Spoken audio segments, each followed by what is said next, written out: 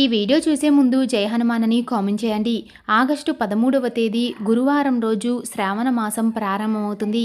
శ్రావణ మాసంలో వచ్చే ప్రతి శుక్రవారానికి చాలా విశిష్టత ఉంటుంది. ఎందుకంటే శుక్రవారం లక్ష్మీదేవికి అంకితం చేయబడింది. అయితే ఈసారి మొదటి శ్రావణ శుక్రవారం ఆగస్టు 14వ తేదీన వచ్చింది.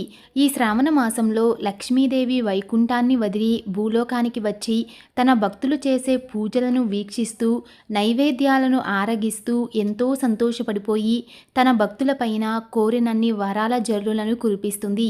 మరి ఇంతటి శక్తివంతమైన ఈ శ్రావణ మాసంలో ప్రతి శ్రావణ శుక్రవారం రోజున లక్ష్మీదేవికి ఇష్టమైన విధంగా మీ ఇంట్లో పూజ చేసుకుంటే చాలు, ఆ అమ్మవారు మీ పూజలకు పొంగిపోయి మీ ఇంటిపై అష్టైశ్వర్యాలను సిరి సంపదలను ప్రసాదిస్తుంది. శ్రావణ శుక్రవారం రోజున ఇంట్లో పూజ చేసే స్త్రీలు ఉదయాన్నే నిద్రలేచి తలస్నానం చేసి ఇల్లంతా శుభ్రం చేసుకోవాలి. తరువాత మీ ఇంటి గడపలకు పసుపు రాసి కుంకుమ బొట్లతో అలంకరించుకొని మీ ఇంటి గుమ్మానికి మామిడి తోరణాలు కట్టుకోవాలి. అలాగే ఇంటి ముందు లక్ష్మీదేవికి ఇష్టమైన అష్టదళ ముగ్గు వేసి ఆ ముగ్గు పైన పసుపు కుంకుమ పూలు వేసి ముగ్గును అలంకరించుకోవాలి. ముఖ్యంగా ఈ శ్రావణ శుక్రవారం రోజున మీ గుమ్మం కలకలలాడుతూ ఉండాలి. ఈ రోజున ఏ ఇల్లు అయితే పచ్చగా కలకలలాడుతూ ఉంటుందో అలాంటి ఇంట్లోకి లక్ష్మీదేవి సంతోషంగా అడుగుపెడుతుంది. ఈ రోజున పూజ చేసే స్త్రీలు కుంకుమ బొట్టు పెట్టుకొని కాళ్లకు పసుపు రాసుకొని చేతుల నిండుగా గాజులు వేసుకొని లక్ష్మీదేవిలా కలకలలాడుతూ ఉండాలి.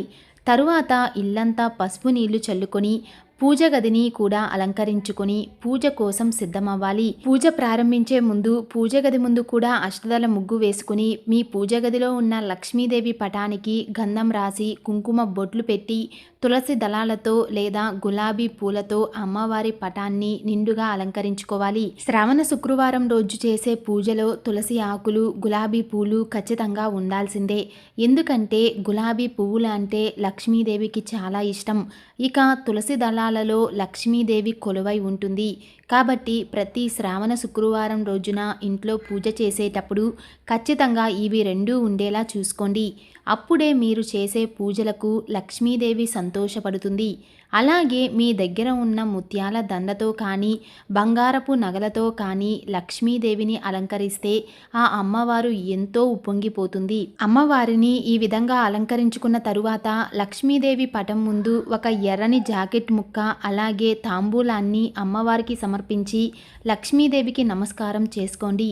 అలాగే అమ్మవారికి పసుపు కుంకుమ అక్షింతలు అరడజను గాజులు కూడా సమర్పించాలి.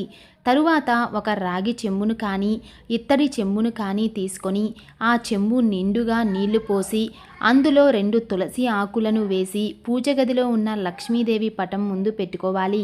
పూజ పూర్తయిన తరువాత ఆ రాగి చెంబులో ఉన్న నీటిని మీ ఇంట్లో ఉన్న ప్రతి ఒక్కరూ తీర్థంలాగా తీసుకోవాలి. ఎందుకంటే ఈ రాగి చెంబులో ఉన్న నీటిలో భగవంతుని శక్తి నిక్షిప్తమై ఉంటుంది. తరువాత 2 పిండి దీపాలు తయారు చేసుకుని అందులో ఆవు నెయ్యిని పోసి 5 వత్తులతో దీపం వెలిగించాలి. ప్రతి శ్రావణ శుక్రవారం రోజున మీ ఇంట్లో పాలు పొంగించుకుంటే మీ ఇంటికి అదృష్టం వరిస్తుంది. తరువాత ఈ పాలతో పరమాన్నం తయారు చేసి లక్ష్మీదేవికి నివేదించండి. లేదంటే ఒక బెల్లం ముక్కను అయినా అమ్మవారికి సమర్పించవచ్చు.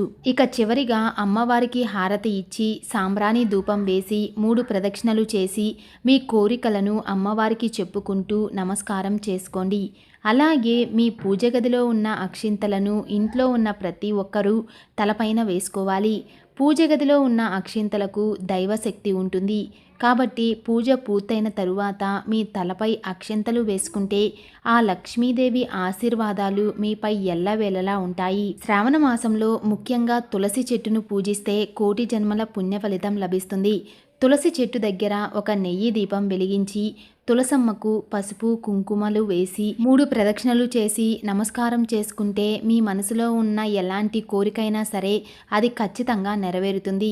శ్రావణ శుక్రవారం రోజు పూజ చేసేవారు మీ ఇంటికి ఒక ముత్తైదువును పిలిచి ఆ ముత్తైదువును లక్ష్మీదేవి స్వరూపంగా భావించి తనకి తాంబూలం ఇచ్చి ఆశీర్వాదం తీసుకోండి. ఇలా పూజ మొత్తం పూర్తయ్యాక చివరిగా 3 సార్లు గంటను మ్రోగించి మీ మనసులో ఉన్న కోరికను అమ్మవారికి చెప్పుకొని నమస్కారం చేసుకుంటే ఆ కోరిక నేరుగా అమ్మవారి చెంతకు చేరుతుంది. ఈ శ్రావణ మాసంలో వచ్చే శుక్రవారాల్లో ఏదైనా ఒక శుక్రవారం రోజున ఈ విధంగా ఇంట్లో పూజ చేసుకుంటే మీ ఇంటిపై లక్ష్మీ కటాక్షం ఉంటుంది. దీంతో మీకు అఖండ రాజయోగం వరిస్తుంది. మీ ఇంట్లో డబ్బు సమస్యలే ఉండవు. శ్రావణ మాసంలో అమ్మవారికి పూజ చేసే వాళ్ళు ఉపవాసం ఉంటే అనంత కోటి పుణ్యఫలం లభిస్తుంది. ఉపవాసం ఉండలేని వాళ్ళు కనీసం మీరు తినే ఆహారంలో ఉల్లిపాయ, వెల్లుల్లి లేకుండా చూసుకోండి. ముఖ్యంగా ఈ శ్రావణ మాసం నెల రోజులు పూజ చేసే ఆడవాళ్ళు ఆకుకూరలు, వంకాయలు తినకూడదు. చాలామంది తమ ఇంటి ముందు గుమ్మడికాయను కట్టుకుంటారు. గుమ్మడికాయ అంటేనే లక్ష్మీదేవి స్వరూపం. ఇంటి ముందు గుమ్మడికాయ ఉంటే మీ కుటుంబం క్షేమంగా ఉన్నట్లే అని పండితులు చెబుతున్నారు. కాబట్టి ఈ శ్రావణ మాసంలో మీ ఇంటి ముందు గుమ్మడికాయ కడితే మీ ఇంట్లో లక్ష్మీదేవి కొలువై ఉంటుంది. అలాగే ఈ శ్రావణ మాసంలో పెళ్ళైన స్త్రీలు తమ పుట్టింటి నుండి గోరింటాకును తెచ్చుకోవాలి. గోరింటాకు అంటే గౌరీ ఇంటి ఆకు. గౌరీదేవి స్వరూపమే గోరింటాకు. కాబట్టి మీ ఇంట్లో ఎప్పుడు సుఖ సంతోషాలు ఉండాలన్నా, మీ సౌభాగ్యం నిండు నూరేళ్లు ఉండాలన్నా ఈ శ్రావణ మాసంలో స్త్రీలు తమ పుట్టింటి నుండి ఖచ్చితంగా గోరింటాకును తెచ్చుకొని మీ చేతుల నిండుగా పెట్టుకోండి. ఇలా చేస్తే మీ ఇంటి ఆదాయం రెట్టింపు అవుతుంది. డబ్బు పరంగా మీ ఇంటికి బాగా కలిసొస్తుంది. మన హిందూ ధర్మంలో రాళ్ల ఉప్పును లక్ష్మీదేవి స్వరూపంగా భావిస్తారు. కాబట్టి ఈ శ్రావణ మాసంలో ఏదైనా ఒక శుక్రవారం రోజున మీ ఇంట్లో పూజ చేసుకొని మీ ఇంటికి రాళ్ల ఉప్పును తెచ్చుకోండి.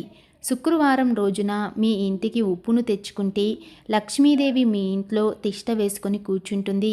డబ్బు సమస్యలతో విపరీతంగా బాధపడేవారు ఈ ఉప్పు పరిహారం చేసి చూడండి. అతి త్వరలోనే మీ ఇల్లంతా డబ్బుతో నిండిపోతుంది. కటిక పేదరికంతో బాధపడేవారు ప్రతి శ్రావణ శుక్రవారం రోజున ఇంట్లో పూజ చేసేటప్పుడు అమ్మవారికి నమస్కారం చేసుకొని ఒక కొబ్బరికాయను కొట్టండి. ఇలా చేయడం వల్ల మీ ఇంటికి లక్ష్మీ కటాక్షం కలుగుతుంది. కొబ్బరికాయలో త్రిమూర్తులు కొలువై ఉంటారు.